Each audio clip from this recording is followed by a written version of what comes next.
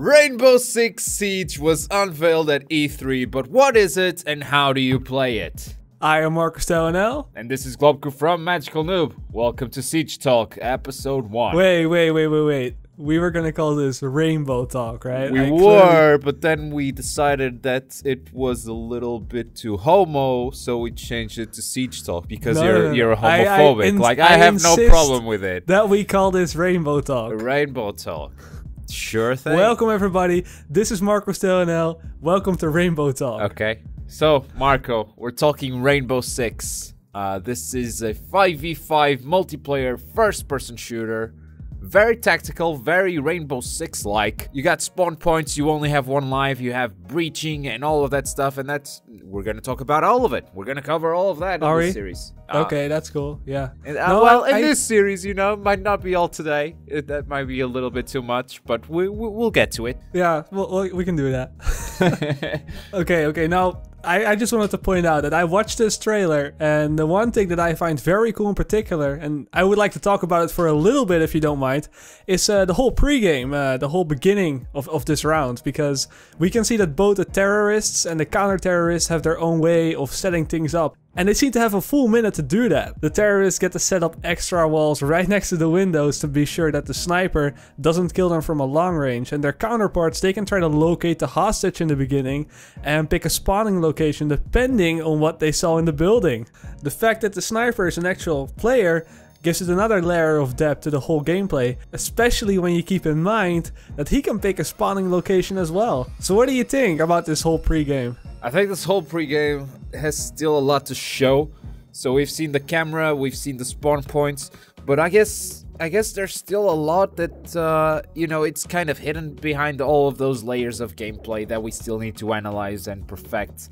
So we finally get what the pregame actually is all about. I mean, I'm pretty sure that the terrorists aren't just setting up walls as their pregame. That sounds like a pretty boring pregame when comparing to the counter-terrorists who have the choice of breaching points and they have the drone to find the hostage and all of that stuff. I don't know. I mean, you could try to locate the sniper as a terrorist and see on what sides you have to place all the walls. But I don't know. We do see that the players actually spawn after they have located the whole terrorist, so the spawning would only happen after they have located them, so that wouldn't make sense at all. Exactly. So it might not even be possible to locate the sniper while you're doing the setup. Yeah, you have to like guess it, which is it can be tricky. Yeah, it can be tricky, especially because the whole environment can be destroyed.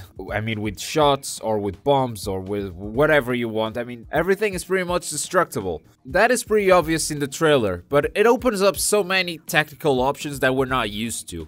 Every wall you see in this demo is destructible. I mean, just think about that for a second. You could destroy them with breaching charges.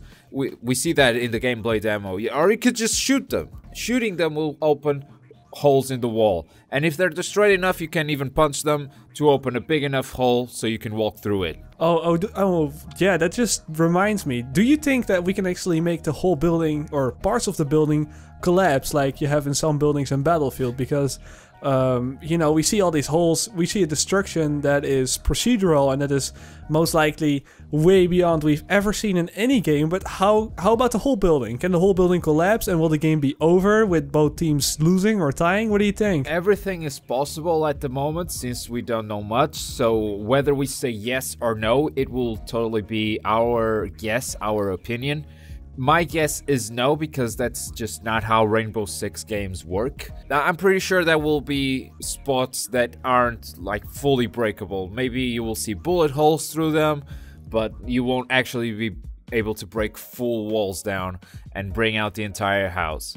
I'm not sure though, because the hostage can die though. It can die. The team, whoever kills it, that is the team who loses, right? If I'm not mistaken. That would make sense, yeah. I can imagine that if the building and their whole house collapses, it is a tie game. It's like 0-0. Nobody won because everybody died, including the hostage. If there's only one survivor, what he's gonna do is destroy the whole house? Nobody wins! If I don't win, nobody wins either. Well, no, because if you can hear him shooting, it's like 1 versus 3. It's pretty obvious where he is, and it's pretty... I can imagine it's very hard to make the whole building collapse. So I don't think that's something that you can actually do. Yeah, so it's still a very big guess. I don't know. It might be possible, might not be possible. At this point, we don't really know. Just something I thought of. I don't know. Just a random thought. Yeah, and the destructible environment is also not just a part of the tactics. It's also a part of the environment it creates, because you get this paranoid and tense feeling that you're not safe behind any of the walls, because at any moment someone can come busting through. And the walls are not just breakable, they might also have stuff inside of them, like pipes or something that might cause leaks or might cause steam explosions that will probably blind your enemies temporarily. We haven't seen this in action yet, but it might be another tactical approach to, you know, this whole breakable environment. Yeah, that's actually a pretty good point. Some of the walls may contain these pipelines, which, if they leak down, they could actually cause some explosives in the house. So you actually, what you were saying could actually be possible. You could start to get paranoid as you're playing this game. Because at any moment a fucking explosion can go off right next to your face. Or behind you, like you're sitting in a corner and then the whole corner behind you is just suddenly gone. It's not there anymore. Or maybe you blew up the wall to your kid's room and all you found was porn magazines stashed inside of it. I don't know. Yeah, everything's that a possibility, right?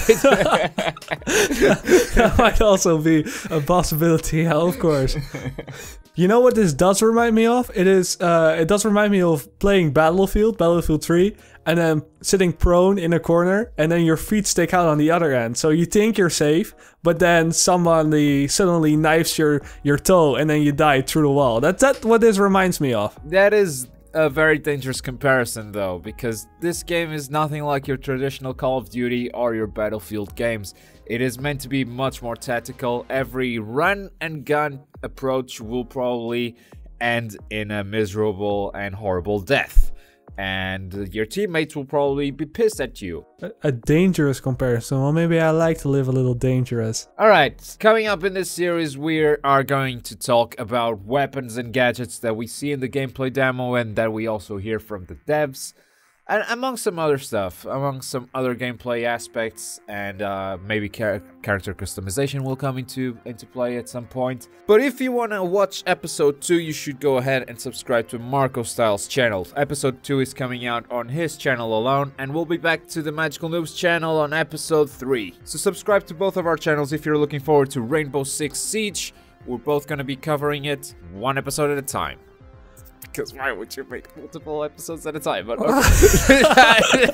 Because why would you make multiple episodes at a time, you fucking retard? I was trying not to laugh. But anyway, if you want to see more of these episodes, one at a time, then you can... You can just make sure you don't miss any of our Rainbow Talk episodes.